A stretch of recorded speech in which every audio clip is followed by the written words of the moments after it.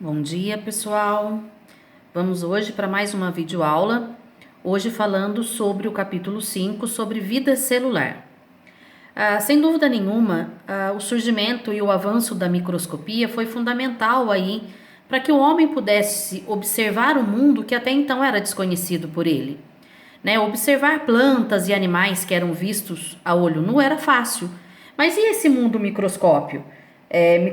Então, na verdade, a microscopia, desde lá do surgimento das lupas, ajudou muito com que o homem pudesse fazer descobertas dentro desse mundo aí microscópico. Nós vemos aqui uma imagem que só é possível graças exatamente ao uso da microscopia. Nós vemos aí um glóbulo branco do nosso sangue tentando capturar bactérias, tá? Um leucócito. Então, se não fosse a microscopia, nós jamais teríamos como observar uma imagem como essa. Vamos falar um pouquinho então sobre essa vida celular. O que é uma célula? A célula ela é considerada a unidade estrutural e funcional de todo ser vivo, com exceção do vírus. Já falo sobre isso. Existem então organismos que são formados por apenas uma única célula, que são os chamados unicelulares, e outros organismos que são formados por milhões de células, que são os pluricelulares. Como eu disse a vocês, o vírus ele é o único ser vivo que ele é acelular, ou seja, ele não possui célula. Ele não é formado por células. Então, o vírus ele é considerado um parasita celular. Para ele sobreviver e se reproduzir, ele tem que invadir, ele tem que destruir uma célula, E aí ele acaba ocupando o lugar dela.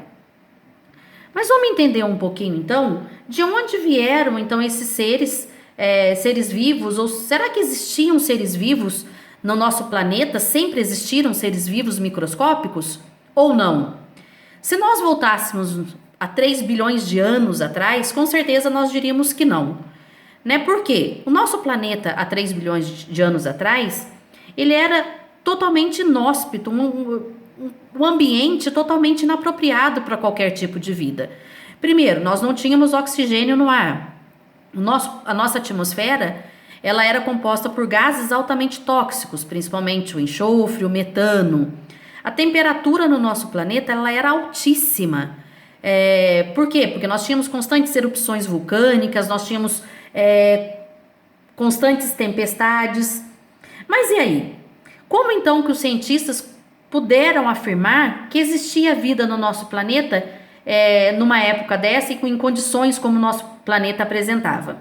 Os cientistas afirmam que existia vida nesse passado tão distante do nosso planeta por dois motivos, por duas razões. Uma delas é que foram encontrados vestígios de microfósseis em rochas antigas. Então, foi graças a essa descoberta aí desses microfósseis que eles falaram, opa, não, existia vida sim, numa época tão remota aí, numa época cerca aí de bilhões de anos atrás, que era a data dessas rochas. Uma outra razão para eles afirmarem que a existência de seres vivos em ambientes da Terra mais primitiva aí é o fato de que hoje nós podemos encontrar seres vivos em ambientes do nosso planeta que apresentam condições extremas, condições muito parecidas com o nosso planeta naquela época. Um exemplo são essas fontes termais aí. Essa é uma fonte termal dos Estados Unidos. O que acontece nessas fontes termais? A água, além de ser extremamente quente, ela é ácida e sem oxigênio.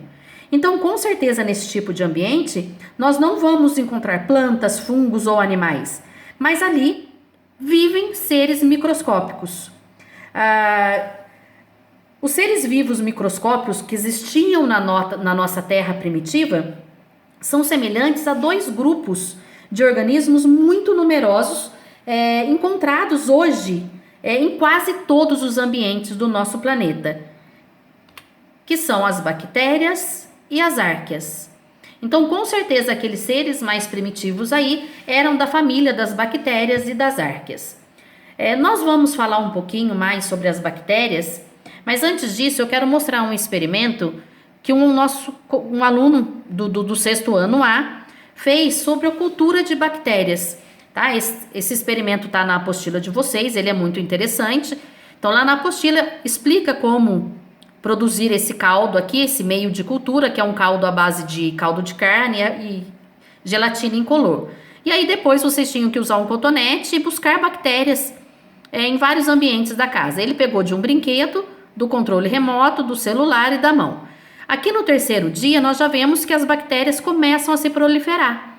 Então aqui nós já conseguimos observar colônias de bactérias. Tá? Existem bactérias que vivem isoladamente, então, e existem bactérias que formam colônias, que vivem em grupos. Aqui dá para ver as colônias de bactérias, então, da mão.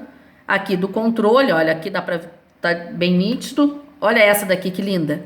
Então, olha, essa bactéria aqui, olha, do celular, porque nós manuseamos muito mais. Então, as bactérias, elas estão em ambientes que a gente nem imagina, tá? E quando a gente fala de bactérias, geralmente a gente acha que elas são ruins, né? Que elas são prejudiciais. Tá, existem bactérias sim que podem até matar um ser humano, mas existem bactérias que são fundamentais aí para o funcionamento do nosso intestino, para a proteção da nossa pele e outros fatores. Tá? Então, na próxima aula nós vamos falar um pouquinho mais sobre células e vamos falar especificamente sobre esses organismos aí, as bactérias. Até a próxima!